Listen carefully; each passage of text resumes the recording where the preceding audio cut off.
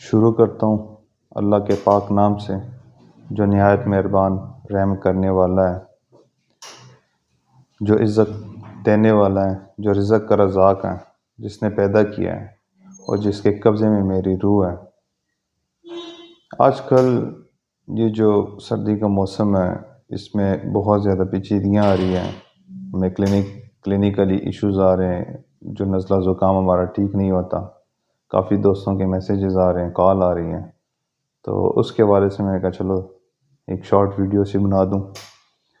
इस आजकल के मैंने प्रैक्टिस की है, इसमें मेरे इस सीज़न में जितने मैंने कॉम्प्लिकेशंस देखे हैं, इतने कॉम्प्लिकेशंस मैंने कोरोना में भी नहीं देखे थे, जब वो वायरस फैला हुआ था। तो इस सीज़न में मुझे चिल ब्लैंक्स इतने ज़्यादा आए हुए हैं, जिससे ये हाथ ख़राब हो जाते हैं, एलर्जी हो जाती है। सर्दी में एलर्जी हो जाती है, लेकिन इस सीज़न में सबसे ज़्यादा मरीज़ मेरे पास आए हैं।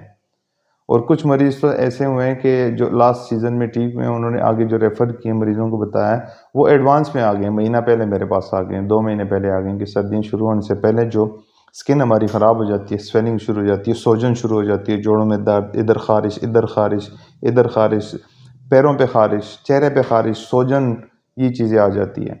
तो उसमें हमारी मेडिसिन बड़ा अच्छा काम करती हैं। उसमें मैं कार्सीट्यूबर या सल्फ़र के एक डोज़ लगा देते हैं, वरना टीकायूरिन-सीएम की एक डोज़ दे देते हैं तो मसला ठीक हो जाता है। एपीसीएम की एक डोज़ दे देते हैं तो मसला 1-2 दिन में सेटल हो जाता है।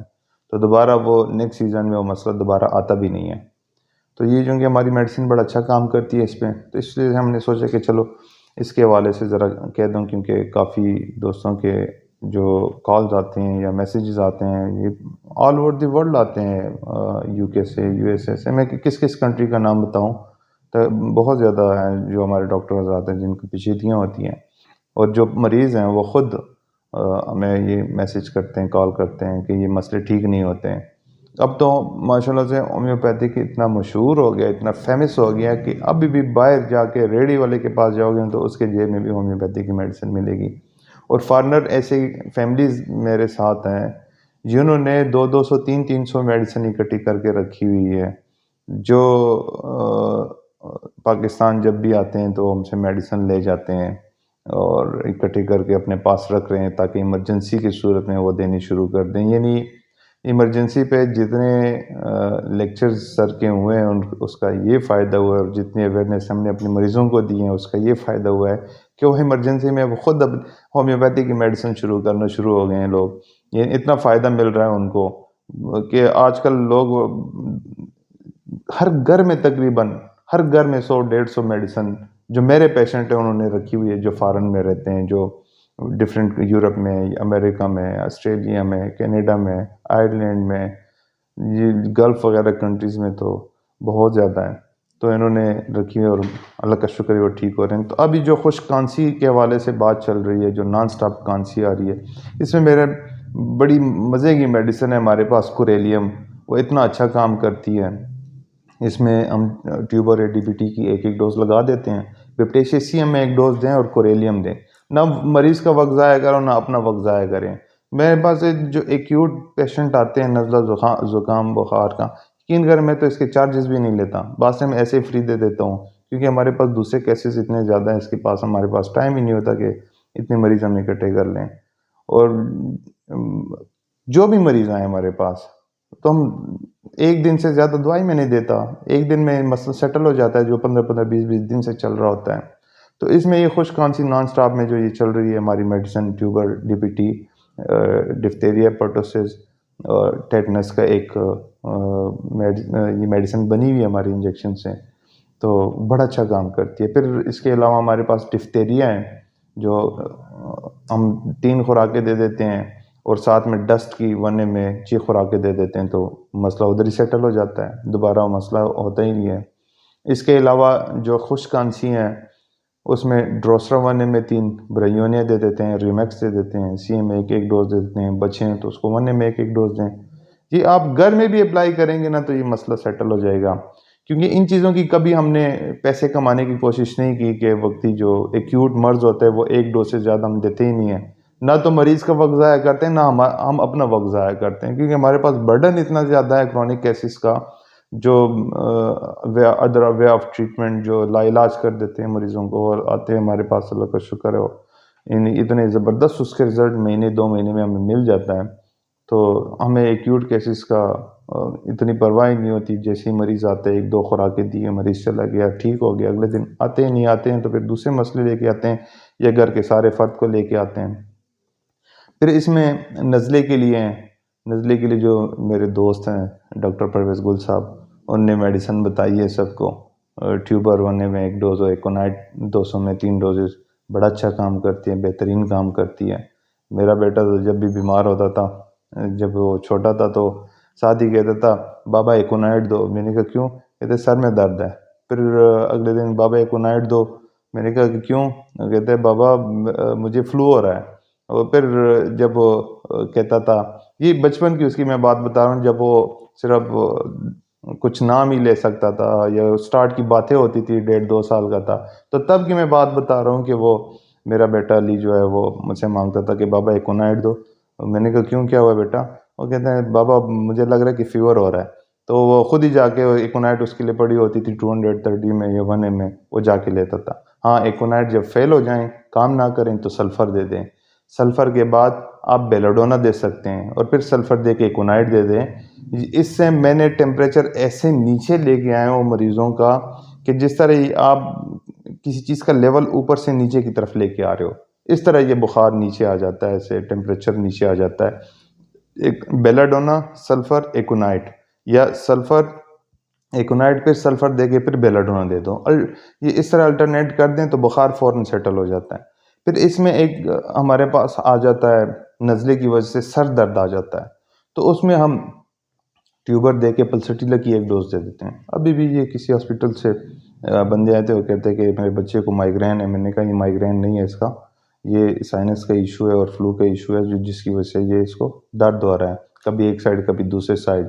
तो माइग्रेन भी मैंने उसको कहा कि माइग्रेन का दर्द इस तरह नहीं आता, ये तब आता है जब ये बच्चा आपका बाइक पे जाता है। कहते हैं, हाँ तब आता है। मैंने कहा, ये माइग्रेन नहीं है, तो ये फ्लू है। इसको मैंने मेडिसिन लिख के दी, अभी रिपीट हुई है, थोड़ी देर पहले मेडिसिन रिपीट हुई है। ये चूँकि मेरे लोड ज़्यादा है, पेशेंट भी बैठे हुए हैं और कॉल्स भी बहुत ज़्यादा आ रही हैं, ऑनलाइन के भी पेशेंट के रश लगा हुआ है, तो उसको भी टाइम देना पड़ रहा है। लेकिन ये मैसेज देना भी बहुत ज़रूरी है, क्योंकि ये मेरा मैसेज काफ़ी लोगों तक पहुँच जाएगा, जिसकी वजह से मैं ये अभी रिकॉर्ड कर रहा हूँ। और इसके अलावा सर दर्द में अगर ट्यूबर और पल्सटीला काम ना करें तो ट्यूबर पल्सटीला दे के हेपरसल्फ की 1 डोज़ दे दें। ये 3 मेडिसिन दें विदिन 2 आवर्स या विदिन 1 आवर या विदिन 15 मिनट्स, ये दर्द सेटल हो जाएगा। फिर इसमें हमारे पास नज़ले ज़ुकाम की वजह से कंजेशन हो जाती है, नोज़ ब्लॉक हो जाता है, तो उसमें हम ट्यूबर हेपरसल्फ की 1-1 डोज़ लगा देते हैं, अमोनियम कार्ब दे देते हैं, बड़ा अच्छा काम करती है। इसमें छींकें आती हैं, फिर उसमें ट्यूबर हेपरसल्फ सबडीला दे दो या पल्सटीला सबडीला दे दो, बड़ा अच्छा काम करती है। पल्सटीला दे दो सिर्फ, वो भी बड़ा अच्छा काम करती है। एलियम सिपा दे दो नज़ले में, 1 में 1 डोज़, वो भी बड़ा अच्छा काम करती है। इसके साथ फिर इस मौसम में बार्किंग कफ होती है, जिसको कुत्ता कांसी बोलते हैं और डब्बा कांसी भी बोलते हैं, बार्किंग कफ भी बोलते हैं। उसमें बड़ी बेहतरीन दवाई हमारे पास ट्यूबर हैं, ड्रोसरा 1-1 डोज़ लगा दें, हेपरसल्फ की 1 डोज़ लगा दें, फिर स्पोंजिया दे दें। बहुत बेहतरीन काम करती हैं। ना हो तो डीपीटी किसी के पास है तो डीपीटी का इस्तेमाल करें, 1 डोज़ दें डीपीटी का और 1 डोज़ ड्रोसरा का दें और 1 डोज़ स्पोंजिया का दे दें। बड़ा बंदा है तो सीएम में दे दें, छोटा बच्चा है तो 1 में दे दें। 1-1 डोज़ से ये सेटल हो जाता है। इस मौसम में निमोनिया बहुत ज़्यादा आ रहा है, जो बहुत ज़्यादा तंग कर रहा है, जो बड़ों को, बच्चों को, बूढ़ों को। तो उसमें बड़ा अच्छा फ़ॉर्मूला है, इसमें कोई रद्द-बदल नहीं है। ये मैं पहले भी आप लोगों को बता चुका हूँ कि मेरी बच्ची बीमार थी तो मैंने वेल की प्रैक्टिस थी, स्टार्ट की प्रैक्टिस थी, तो मैंने एंटमटाड दी है। मैंने कहा चलो ज़रा क्लासिक बनने की कोशिश करूँ, दूसरों को दे दे देता हूँ, अपने बच्चों को भी दे दूँ और नहीं फ़र्क पड़ा एंटमटाड से, लाइकोपोडियम दे नहीं पड़ा। फिर मैंने सर को कॉल किया, उस वक़्त मैं एबटाबाद में था, तो वहाँ पे मैंने नेबुलाइज़ किया बच्चे को, सर को मैंने कॉल किया, डॉक्टर इमद साहब को, तो उन्होंने मुझे बताया। उस वक़्त मेरी प्रैक्टिस स्टार्ट नहीं थी, मेरी बच्ची छोटी थी, तो सर से मैंने पूछा कि सर इस तरह का इश्यू है। सर ने मुझे कहा कि न्यूमोकोक्सिन, लाइको, एंटमटाट इस सीरीज़ में देनी है, कोई मेडिसिन ऊपर नीचे आगे पीछे नहीं करनी, इस सीरीज़ में दे 5-5 10-10 मिनट के बाद। जब वो मेडिसिन मैंने दी, यकीन करें कि वो निमोनिया ऐसा सेटल हुआ है कि दोबारा फिर हुआ भी नहीं है। और इन दिनों में मैं क्या कर रहा हूँ, जो नमूनिया की बड़ी आसान सी एक पहचान है। जब छोटा बच्चा आता है, और ऐसी पहचान है कि ये पहचान हम 7 दिन पहले, 8 दिन पहले हम नमूनिया डायग्नोस कर देते हैं। वो इस तरह डायग्नोस होता है हमारे पास। यानी हम अगर माँ बाप को कहें, उसके पेरेंट्स को, कि इस बच्चे को नमूनिया हो रहा है, वो नहीं मानते। वो कहते हैं नहीं, अभी तो कोई साइन और सिम्टम्स ही नहीं है, ना वो कोई वीजिंग है, चेस्ट भी साफ है, तो इस तरह का कोई नतने नहीं पड़क रहे हैं, और सीना नहीं अंदर बाहर हो रहा, चेस्ट अंदर बाहर होता है, तो इस नमूनिया की कोई सिम्टम्स नहीं है। लेकिन मैं एक चीज़ पे नमूनिया को बहुत अर्ली डायग्नोस कर देता हूँ। छोटा बच्चा है, वो रोता है, जैसे रोता है रोता है, उसको बिस्तर पे लेटाते हैं तो रोना ज़्यादा कर देता है। गोद में उठाते हैं, चेस्ट के साथ लगाते हैं, बच्चा चुप हो जाता है जब हम चेस्ट के साथ लगाते हैं। और फिर हम जब उसको सो जाता है गोद में, हम लिटाते हैं बिस्तर पे, तो दोबारा रोना शुरू कर देता है। यानी सोते सोते ही वो एक विदिन 1 सेकंड, 2 सेकंड या 3 सेकंड बच्चा रोना शुरू कर देता है।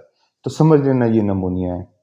और इसमें हम डीपीटी 1 mg एक डोज, निमोकोक्सिन लाइको की 1 mg एक एक डोज, एंटमटाट 1 mg 6 डोजेज, ये बनी पड़ी हुई है दवाई। छोटा आता है, बड़ा आता है, हम दे देते हैं। हाँ, दर्द से तड़पता हुआ बंदा आता है, दर्द यहाँ से बैक पे जा रहा है, रेनिक्यूलस बल्ब को कभी भी ना भूलें। रेनिक्यूलस बल्ब बहुत अच्छा काम करती हैं, और फ़ौरन काम करती है। यकीन करें, यहाँ पे पेशेंट बैठा होता है हमारे पास, और हम ये मेडिसिन नाम लिख रहे होते हैं, रेनिक्यूलस बल्ब में दे कहता हूँ वकास को, रोफ को, दे दो रेनिक्यूलस बल्ब। वो एक डोज देते हैं, मैं यहाँ पे नाम लिख रहा होता हूँ, मैंने चिट कंप्लीट नहीं की होती कि मरीज़ कहते हैं मुझे फ़र्क पड़ गया, और वो दर्द से 5-5, 6-6 दिन से तड़प रहा होता है। ब्रायोनिया को ना भूलें, और रेनिक्यूलस बल्ब को ना भूलें, ये बड़ा अच्छा कवर कर देती है।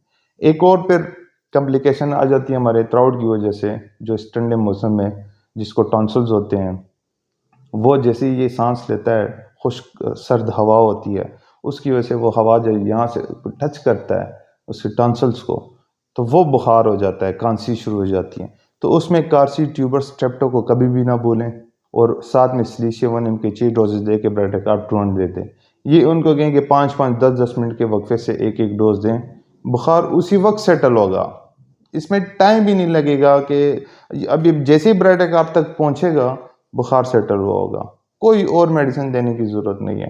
फिर बड़ों में बुखार आ जाता है सर्दियों में, और सर का बड़ा पुराना फार्मूला है ये, उसमें बेलाडोना, आर्सेनिक, रस्टाक्स इतना बेहतरीन काम करती हैं कि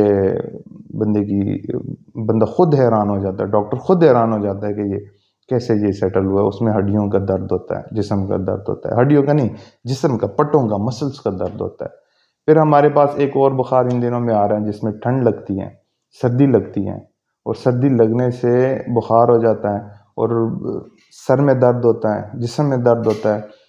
तो ये सारी इलामात हमारे मलेरिया के साथ मिलती जुलती हैं। अब मलेरिया का टेस्ट करवाएंगे, शाम को रिपोर्ट आएगी, तब तक तो बंदे का काम तमाम हो जाना है। तो इस सूरत में मैं बिल्कुल भी नहीं देखता रिपोर्ट्स कि वो आएंगे कब आएंगे या क्या है। मैं ट्यूबर की एक डोज, मलेरिया की एक डोज दे देता हूँ, डेंगू की एक डोज दे देता हूँ, और चाइना सेल्फ सीएम की 3 डोजेज। ये भी सर का फार्मूला है, डॉक्टर यूनुस साहब का फार्मूला है, क्योंकि हमने जिससे सीखा हुआ है उसको हमें कभी भी नहीं भूलना चाहिए। और ये जब फार्मूला हम देते हैं, ये दर्द बुखार उसी वक्त ये सेटल कर देता है।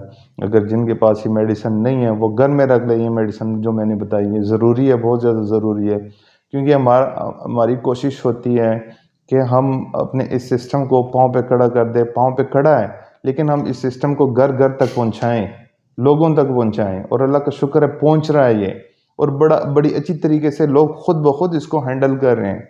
ऐसे ऐसे मुल्क में हमारे जो पेशेंट बने हुए हैं, हमने देखा भी नहीं है, यकीन करें, अनपढ़ है, जाहिल है, लिख भी नहीं सकते हैं, लेकिन उन्होंने जब हमारे ये लेक्चर वगैरह सुनते हैं, हमारी बातें सुनते हैं, हमारे साथ ग्रुप में मौजूद हैं, लेकिन जब वो मेडिसिन अप्लाई करते हैं, तो यकीन करें उनको ऐसा मज़ा आता है कि जो उनके मुकाबले में डॉक्टर बैठा होता है इलाके में, उससे भी वो ज़्यादा मरीज़ चेक करते हैं। और हमारी कोशिश भी यही है कि जितने मरीज़ 200-150 मरीज़ हम रोज़ाना चेक करते हैं, तो हमारी कोशिश यही होती है कि हमारे जितने दोस्त हैं उनके पास भी उनके पास भी ऐसे ही रश लगाओ, और उनसे भी मरीज़ ठीक हो। और हमारी ये दुआएँ हैं कि या अल्लाह ये बीमारियाँ ही ख़त्म हो दुनिया से। लेकिन ये ख़त्म इसलिए नहीं हो सकती क्योंकि अल्लाह ने हमें मारना भी तो है। अल्लाह ने दुनिया का निज़ाम भी तो चलाना है। अल्लाह ने अगली नस्ल को भी लेके आना है। लेकिन ये अगर वो मुझे सिकंदर आज़म का एक किस्सा याद आ जाता है। हमारे टीचर होते थे स्कूल में, वो हमें अक्सर सुनाते थे कि आब हयात ढूँढने के लिए निकला था। तो चश्मे के जब उनको मिला आब हयात, तो वहाँ पे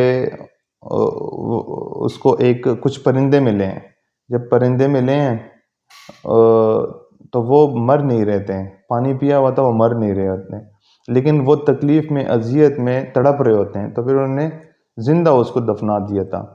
तो इसी तरह अगर हमारे अंदर बीमारियाँ ना आती, हम इस दुनिया से चले ना जाते, तो ये अल्लाह का एक कानून है, कुदरत का कानून है कि नई नस्ल आएगी, पुरानी जाएगी तो नई आएगी। तो बहरहाल बीमारियाँ भी हमारे साथ जुड़ी हुई हैं, ज़िंदगी के साथ जुड़ी हुई हैं। तो ये तो चलता रहेगा, ये सिस्टम, अल्लाह का निज़ाम, और हम भी इस सिस्टम के साथ मुकाबला करते रहेंगे। इस तरह मुकाबला नहीं कि हमने अल्लाह के निज़ाम के साथ। जो बीमारियाँ अल्लाह ने हमें दी हैं, तो कुरान में अल्लाह कहता है कि मैंने जो बीमारी दी है उसके लिए मैंने शिफा भी दी है, लेकिन उसको ढूंढो। और ढूंढना यही होता है कि आपने मालूम करना है कि ये मसला कहाँ से शुरू हुआ है, कहाँ से नहीं शुरू हुआ। अब जिस तरह अल्लाह कहते हैं कि मैंने मौत में शिफा रखी हुई है, वो सारी चीज़ें होम्योपैथिक में मौजूद हैं। सांप का जहर है, अगर वो जहर सांप के मुंह में है तो मौत है, अगर डॉक्टर के हाथ में आता है तो वो शिफा बन जाती है। तो अल्लाह हम सबका हामी नासिर हो। अल्लाह हाफिज़।